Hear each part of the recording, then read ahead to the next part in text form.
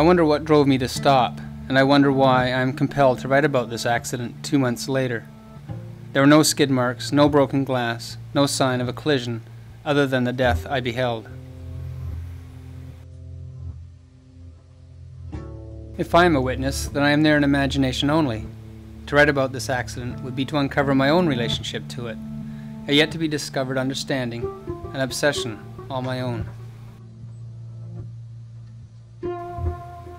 Maybe I want to bring peace to this image of a tenderness so terrible. Maybe I write to atone for the deer that I hit and killed 2 summers ago, or the sparrowhawk recently, that dodged my car but not the ski rack on top, its broken body tumbling to earth in my rear view mirror. Then there was my dog Mason, struck dead by a car 3 years and a day as I write. What we select to write isn't a matter of choice so much as being chosen. It begins with something given, or as the case may be, something taken away. Either way, it is the one small piece that cannot be refused, something so slight as to pass unnoticed, except for the person instantly associated who is delighted or shocked by its nearness. I move closer to the dead animal and notice a pack of cigarettes lying in the grass. The pack is dry despite the morning's heavy dew.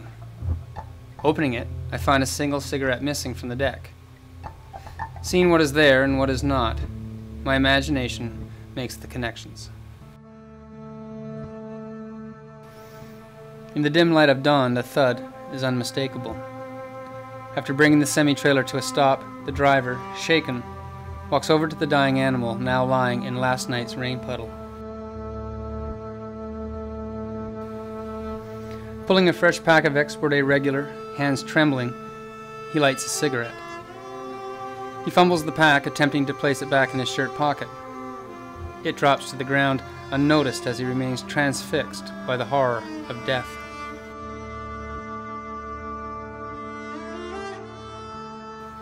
Stillness surrounds him.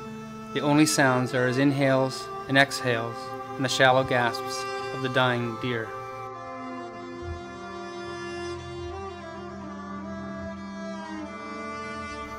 Finally collecting himself, he finishes the cigarette with a long, deep drag. The deer takes her last breath, the unborn dying within her. Exhaling slowly, the driver flicks what remains of the cigarette skyward through the cloud of smoke and returns to his rig.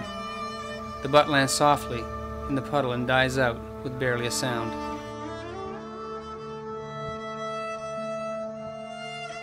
As I come over the hill, the truck is disappearing around the bend.